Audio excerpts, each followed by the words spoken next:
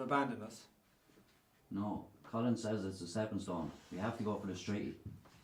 Do we believe Collins? No, nor Dev either. But what can we do?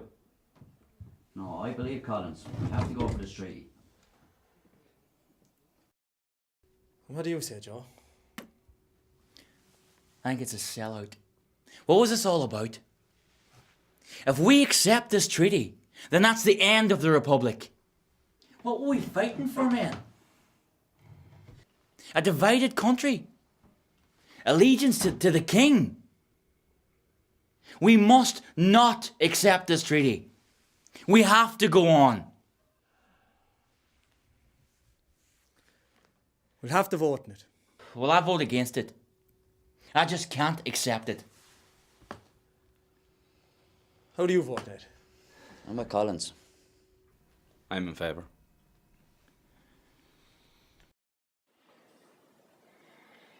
You ever been to Godore, Dom? In Donegal?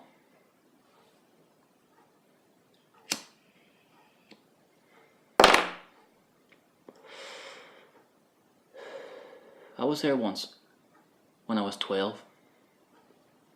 Big cross-country race for the boys. We're all on the minibus one day heading towards Derry. This was big time, Dom. We're playing against the boys from the south. Anyway, we went across the border. All the boys, they were singing along with the pop songs. I was sitting down the back of the bus, looking out the window. We were going through the mountains. You know where Mount Errigal is in them, Don? It's a beautiful sight. Donegal must be the most beautiful part of Ireland, I reckon. Anyway, we arrived in Godore. What a place.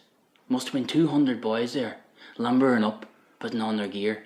The whole event run by the Christian Brothers. Our team, we decided to go for a run, stretch out the legs. We were completely surrounded by fields of barley. I dipped down into a valley. There's a stream and some woods.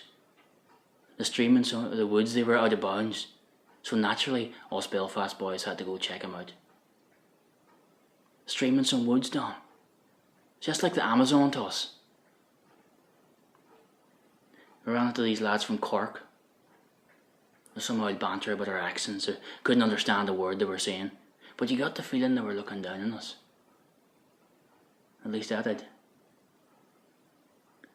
So we decided to go down to the river. There was only half a foot of water. A few silverfish, nothing substantial. None of the lads called us further down. Lying there in the water was a wee foal. 4 or 5 days old. He had shards of blood in his coat. He cut himself up pretty bad in the sharp rocks. We were standing over him, and you could see his back leg was snapped. He was breathing. He was alive, but just about.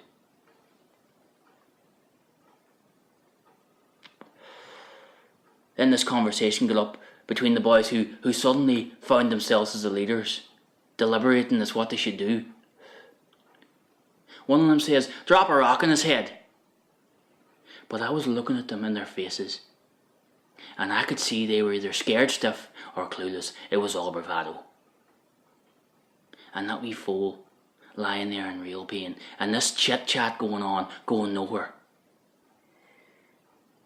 Then a priest seen us, seen the foal, told us not to move, that we're done for, and we were done for. A group of boys, they'll always get the blame for hurting a wee foal. A group of Belfast boys, we'll get a hiding for sure. So it was clear to me in an instant. I got down on my knees, took his head in my hands, and I pushed him onto the water. There was a bit of thrashing at first, so I pushed him down even harder until he was drowned.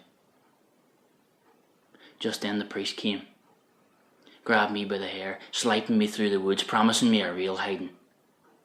But I knew I'd done right by that wee fool.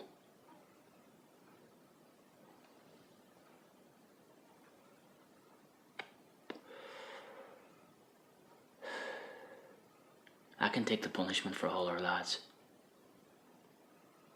I had the respect of them other boys now, and I knew that. I'm clear of the repercussions, Don. I will act. I will not stand by and do nothing. Fuck me. Fuck you. Fuck you and this whole city and everyone in it. Fuck the panhandlers, grubbing for money, smiling at me behind my back. Fuck the squeegee men, dirtying up the clean windshield of my car. Get a fucking job! Fuck the Sikhs and the Pakistanis, bombing down the avenues in decrepit cabs, curry steaming out of their pores, stinking up my day. Terrorists in fucking training. Slow the fuck down! Fuck the Korean grocers and their pyramids of overpriced fruit, their tulips and their roses wrapped in plastic. 10 years in this country, still no speaking English. Man, go back to where you fucking came from. Please, come on, just open the door. Look, you know I didn't mean it. You know I say things I don't mean when I'm angry. If you just open the door, we can talk about it. I'm not angry anymore. Come on, you think this is helping? We clearly need to talk, and you just want to lock yourself in the fucking bathroom. Look, I'm sorry, I didn't mean to raise my voice, but just open the door. You know what? I'm done. I'm done with your shit. Fucking stay in there for all I care.